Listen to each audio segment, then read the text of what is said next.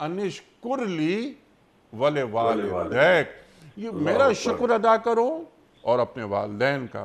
तो दोनों शुक्रों में बुनियादी फ़र्क क्या है? ایک تو میں آپ سے عرض کروں کہ سورہ بنی اسرائیل میں جو اللہ تعالیٰ نے ارشاد فرمایا والدین کے حوالے سے، جی اس میں ایک لفظ ہی کافی تھا، ایک لفظ لا تقل لہما اف، اللہ ان اکبر، کو اف تک نہ کہو، اللہ اکبر، اما یبلغن عندک الکبر احدہما او کلاہما، اللہ اکبر، دونوں یا دونوں میں سے کوئی ایک اگر بڑھاپے میں چلا جائے، بڑھاپے کی عمر کو پہنچ جائے، تو بڑھاپے کی عمر میں یقیناً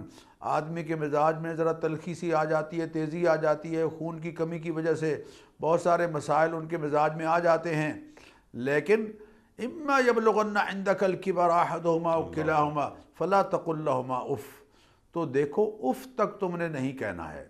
یہ جملہ ہی کافی ہے، لیکن اس کے باوجود اللہ تعالیٰ فرماتے ہیں لا تنہرہما، ان کو کبھی جھڑکیاں نہیں دینی ہیں، اللہ ان کو کبھی جھڑکیاں نہیں دینی ہیں، اللہ اکبر، اللہ وَقُلْ لَهُمْ، اچھا جھڑکیاں نہ دینا اس میں ساری بات آگے، لیکن پھر فرمایا وَقُلْ لَهُمَا قَوْلًا كَرِيمًا، ان کے ساتھ شفقت بھرا محبت بھری بات کرنی ہے، بات کرنے کے لیے بھی وقت نکالنا، ان کے ساتھ بات کرنے کے لیے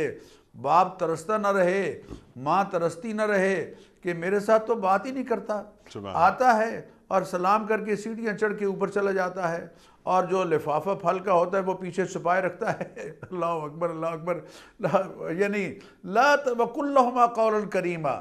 اپنے ماں باپ کے ساتھ قول کریم، شفقت بھرا محبت بھرا قول، اس کے لہجے میں بات کرو، اور آگے کیا ہے وَخْفِضْ لَهُمَا جَنَاحَ الذُّلِّ مِنَ الرَّحْمَةِ، ٹھیک، ان کے سامنے شفقت اور پیار کے ساتھ جھکے رہا، اپنے پہلو جو ہے وہ نیچے رکھو، اکڑنا نہیں ان کے سامنے، وَخْفِضْ لَهُمَا جَنَاحَ الذُّلِّ مِنَ الرَّحْمَةِ وَقُلْ رَبِّ ارْحَمْهُمَا كَمَا رَبَّيَانِي صَغِيرًا، اور ان کے لیے دعائیں کرنی ہیں کہ اے پروردگار، جیسے شفقت کے ساتھ بچپن میں انہوں نے مجھے پالا پوسا ہے، تو ان پر مہربانی فرما، کرم فرما